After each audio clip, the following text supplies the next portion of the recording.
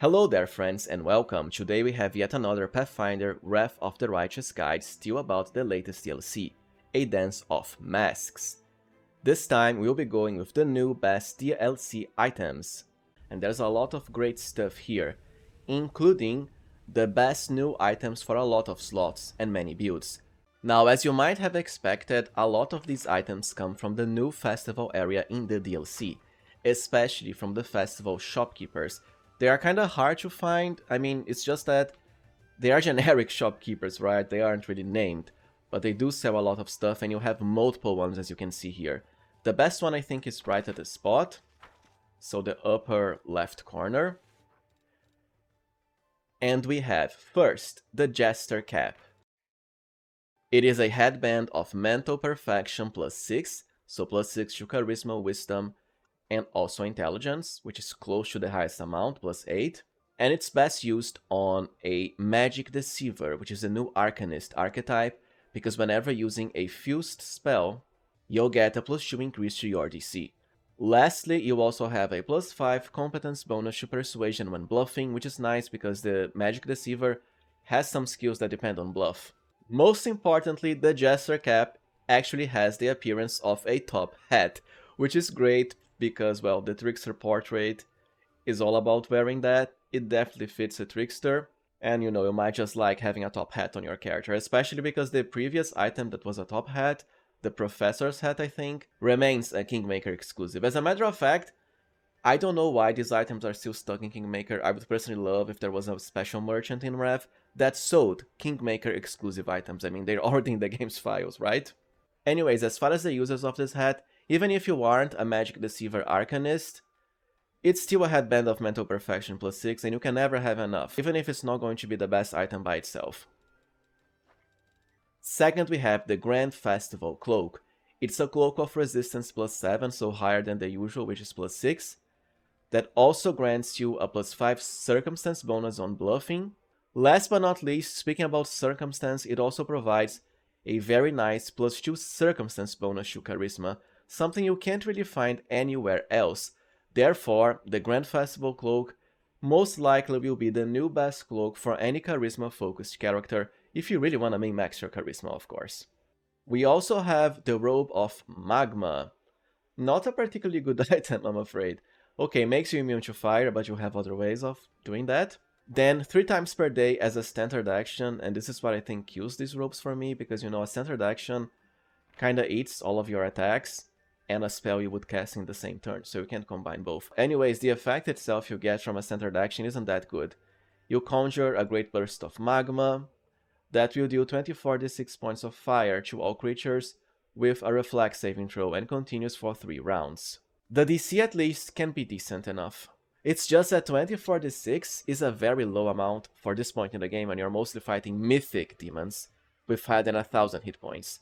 And of course you can't really apply meta magic to this, like Empower, Maximize, Bolster, which would have increased the power of a spell, so kinda subpar. Now we have the Dagger of the Betrayer. Kinda fun that we have a new dagger. It is a plus 5 Cruel Anarchic Dagger. Cruel can sicken creatures automatically if they're frightened or shaken, which is nice because it's very easy to shaken creatures through the Frightful Aspect spell, which you already have at this point. While Anarchic increases the damage against lawful creatures, not really good because most enemies in the game are chaotic instead. However, it does have very powerful secondary effects. First, it automatically increases the DC of all your spells by plus 2, amazing. Second, if you are an Arcanist, Magic Deceiver, just like the Jester cap, it increases the DC of your fused spells by a further plus 2, so by combining the Dagger of the Betrayer and the Grand Festival Cloak, your Magic Deceiver already has a plus 4 to their fused spells DC. Not to mention, of course, the extra plus 2 for all casters. It's just that for other casters, you have staffs that provide similar effects. Now I'm pleased to say all the main armor types, light, medium, and heavy, also have a new armor. In the case of medium armor, it's definitely the ultimate new armor for any melee character that's focused into strength. The fortification property doesn't really matter much. What's really powerful, if not overpowered even, about this medium armor, Life Infuser, is that it provides the character with an absolutely massive bonus to both their strength and constitution. This bonus is classified as armor, which means it will stack with everything else you have because there's nothing else like it in the game. What this means is, it's now even easier to achieve absolutely broken values of strength, which was already the easiest stat to increase before because of size enhancing spells. Now you can easily break 50, 60 even depending on your class. While the armor class score it provides isn't exactly good, it doesn't matter because characters focused into strength have ways of bypassing AC like reach weapons, and size enhancing spells that also increase your reach and stack with a reach weapon. Also, by virtue of being a medium armor, you can still benefit from the Mythic medium armor assault focus, which does increase your damage as well. I only wouldn't recommend this armor if you were a character fully focused into AC, because of course, it's gonna tank your AC by a massive amount. Anyways, we also have a new light armor, Ice Guard, which is kinda the most subpar of them all, I'm afraid. It's a Mithril +5 chain shirt, which is nice. It's just that the effect itself is kinda poor, especially compared to the godly life infuser we just covered. Whenever you are attacked in melee, if the attack misses, it will plant a nice charge on the attacker. The ice charge can stack up to 3 times, and at the start of the attacker's next turn, they will explode, dealing 5d6 points of cold damage per charge. My main issue with this is that it is simply too slow, okay? Because by the point you can find this chapter 4, because that's where you get to buy it at the new DLC, well, battles will be over in 1 round, right? Regardless of your mythic path and your character build. 2 rounds at most, and that's pushing it. So having to wait, well, first the enemy has to miss you, which of course is not that troublesome when you're wielding light armor, but the charge effect is just too slow. It should be applied automatically on every attack even. Even then it wouldn't be OP because come on, we have something like Life Infuser already breaking everything apart. The new full plate though, Living Fortress, can be decent, but it's kinda hard to compete with Life Infuser. Anyways, it has heavy fortification, is a +5 full plate, and whenever you are hit in combat, it provides a stacking source of impenetrable damage reduction. It doesn't stack with itself, but will stack with other sources of DR, which is what makes it good. Second, it has the very nice property of reducing any damage you receive by 25%, which is very rare because I don't think there's any other armor in the game with a percentage-based reduction. So if you wanted to be the best tank in heavy armor, I suppose this is the way to go.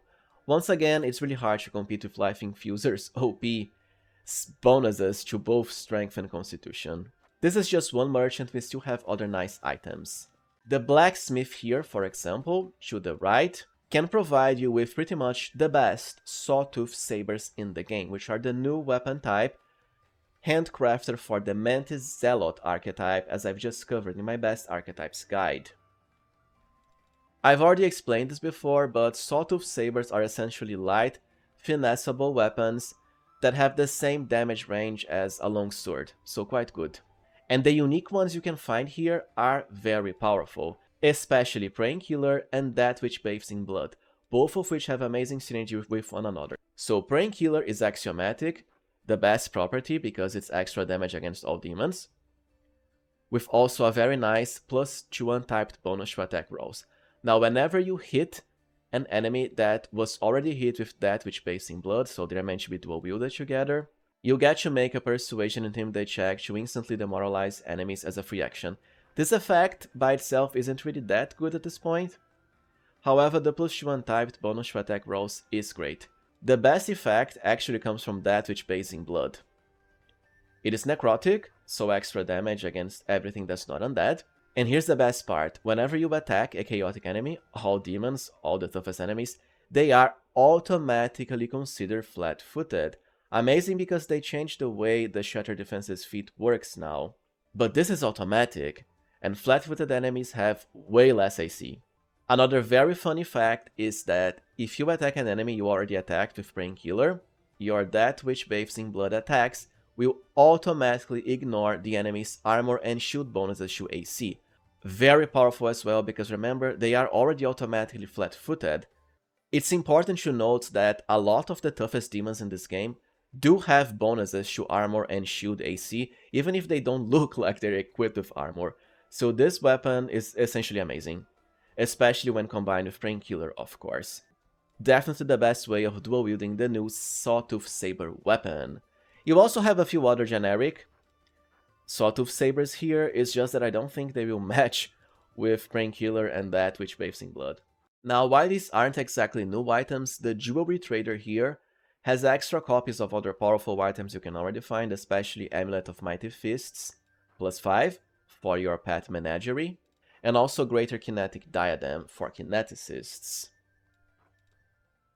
Now, the other best new DLC items all come from the arena or the new dungeon, so let's get into that now. You have 15 arena battles, as I've already explained in my DLC review guide, and every 5th battle will provide you with a powerful item. The first one is the Cloak of Reflections. It's a Cloak of Resistance +7, so the same as the Grand Festival Cloak, above the +6 normal variety, that grants you energy resistance of 35, very big, against fire, acid, cold, and electricity, and a secondary powerful effect of automatically healing you equal to the damage you prevent. It's honestly not really that good. I mean, just by being resistance +7 is good enough. It's just as a secondary effect, I can't see it proccing that much, especially at the point you get it where you're just, you know, bulldozing through enemies like no tomorrow. The second and third rewards are much better, especially first. We have the Heartstone of the Night Hag Queen, a talisman that's first, a +7 natural armor amulet, that's +2 above the norm. It also grants you 38 spell resistance, which is kind of poor to be fair at this point, but most importantly, and here's the best part, it increases the DC of all your spells by a +3. There's nothing else in the game that increases DC by such a high amount. Considering the best alternative for most casters anyways would be Valexia's Magnifying Amulet, which is just +1 to DC by virtue of +2 to your highest mental stat. Well, there's definitely a net benefit from equipping the Heartstone of the Night Hag Queen, if you wanna min-max DC. Even for enchantment-focused casters, this is still a +1 DC over the best choice, the Glass Amulet of Clarity. So overall, it is the best in-slot amulet for any DC caster, as simple as that. The ultimate arena reward is also amazing, the Bracers of Slaughter. This comes from the arena champion. It's a Braces of Armor +10, which is +2 above the normal, +8, that has very powerful properties. First, ignores all damage reduction of all attacks. Nice, but I don't think it ignores damage immunity, like for example against a Swarm, which means Bane of Spirit is still amazing, even if it's now a swift action instead of free. But anyways, the third effect is the strongest. It simply adds 3d10 force damage with all of your weapon attacks. This also means unarmed, ranged, and melee weapons, of course. 3d10 extra damage is no joke, considering force damage by itself is irresistible, unless you are an angel. So overall, definitely the best new in-slot, considering it's both the highest armor bonus possible and the highest extra weapon damage boost possible. Just remember that if you wanna min-max your armor class as far as extra armor AC, the Archmage Armor Mythic ability will still increase it above the +10 from the Bracers. At least if you can cast Mage Armor yourself, of course. There's 2 extra gloves that you find by exploring the festival area, so you don't have to buy them. The best one, in my humble opinion, are the Hammer Fists. It has a +4 enhancement bonus to strength, which is kinda poor at the point you find it, chapter 4, but the secondary effect is very good. A +2 morale bonus to AC. Morale bonuses to armor class are extremely rare, and because we now have the Ring of Triumphant Advance doubling all morale bonuses, these gloves essentially grant you a +4 morale bonus to AC. Just remember that you can still use the Helmet of Camaraderie for even a stronger effect, right? Because it's +3 morale. So +6 with the Ring of Triumphant Advance. But hey, it's more AC for other allies. It's just a +2 enhancement bonus to Constitution, very poor for the point you find this. and +4 competence on all mobility skill checks. It's kinda, honestly, feels more like a chapter 1 item than a chapter 4 one, sorry, but it's just the way it is. The other new DLC items are found by exploring the new dungeon, which is part of the DLC story.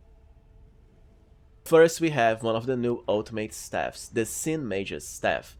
So now we have both the Sin Mage Robe and the Sin Mage Staff. It's a +5 quarter staff with incredible properties. First, it increases your caster level for all spells by a huge +3. Which, by the way, stacks with the Robe of the 7 Sins, for double the effect, so now every single caster in the game can have a +6 to their caster level. This is good for any caster build.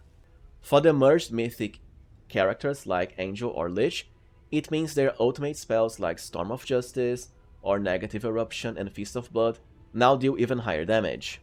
For the characters that cannot merge but are still full spellcasters, it's still great for increasing the power of your spells and spell duration, which by the way also means it's great for any other character, at least when casting buffs, also amazing for increasing the chances of your greater dispel magic spell working. Anyways, the Sin Mage's Staff benefits don't just stop there, it just gets better and better, as it also increases the DC of all of your spells by +1. In this case, it's not as high as the Quarter Staff of War Mage, which is a +2 to the DC, but guess what, amusingly enough, you can actually dual wield both War Mage and Sin Mage if you get 1 level in the Titan Fighter subclass. Is it necessary? Well, maybe if you wanna truly min-max DC, which is not really that important but can be fun, you can definitely spend 1 level in the late game when you already have all of your maximum spells and so on. The last property of this staff is also absolutely busted. It simply provides a +6 untyped bonus to intelligence, which of course means it stacks with every single other intelligence buff in the game possible. This alone makes it the ultimate new staff for any intelligent focused caster like wizards. Because remember, the wizards will have a +3 bonus to DC from +6 untyped intelligence, then a +1 from the staff, so that's a +4. No other staff in the game can provide as much. Overall, definitely a top tier pick. Speaking about must-have items, we still have another amazing DLC gear. This time it's a mask. The Mask of Razmir. It makes you immune to all spells from the Divination School, but most importantly it provides not only a huge +8 enhancement bonus to all mental ability scores, so essentially it's a +8 glass or mask of mental perfection. There's still more amazing stuff though. It grants you the spell turning ability, which means this mask will automatically reflect every single spell and even some abilities like Vavakia Breath or domain abilities, amusingly enough, back on the caster. This can be both fun, because it pretty much trivializes all the powerful mythic demons like the ever so dreadful Mythic Desolating Galu, Stormcaller. It just melts with this, because it's constantly reflecting all the dangerous area of effect spells back on the demon enemy party instead. But just remember that unlike Aradan Spelled, which also has spell turning, this mask will also reflect friendly buffs other allies cast on you. Which is kind of annoying, but I mean you can always unequip it when doing all of your heavy buffing sequence, and then equip it before going into battles. Last but not least, this mask has another extremely powerful, if not overpowered even, property. The first spell you'll cast in a round will be cast as a free action. As you might already know, free actions are unlimited and instantly activated. What this means is every single caster in the game now potentially can cast up to 3 spells per turn. One normal as a standard action, the other as a swift action through the Quicken Meta Magic ability, and lastly, a free action from the Mask of Razmir. For demon characters, it's even more broken because you can do it 4 times per turn, as the last one comes from a move action through the aspect of Colox's demonic aspect. The only other competition I can see for it is if you are a DC focused caster and enchantment based, you might use the Mind Master's Eyes instead, which increases the DC of your enchantment spells by a +2. I think this is a new item as well, but I could buy it from the merchant at Resin, the jewelry trader there, not really in the DLC area. And for Illusion, I do think Nanio's dungeon also has a mask with +2 DC.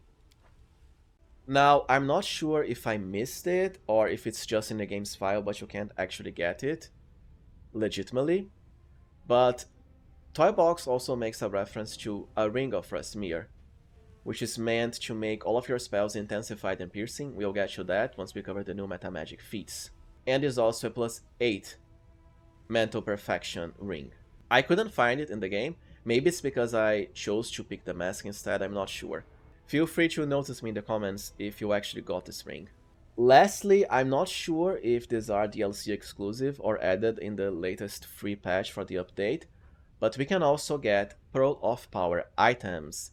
I was able to buy them all from the Arcane Weaver merchant at Dresden. Pearls of Power are essentially items that let you get free casts, right? Because they restore a spell slot. And some of them, especially the lower level variants, can actually recall even more than just one spell per use. Very good. After all, who doesn't want more spells? I was only able to find Pearls of Power up to level 7 spells, but maybe there's level 8 and 9 variants somewhere in the game. And well, I think this was it for the best new DLC items. If you found something I missed, feel free to comment down below. The next guide will be all about the new feats and spells the DLC has to offer. If you found this video useful, as always, please remember to like, subscribe, and also consider becoming a channel member if you can. I highly appreciate your support. Thank you for watching and see you next time, friends.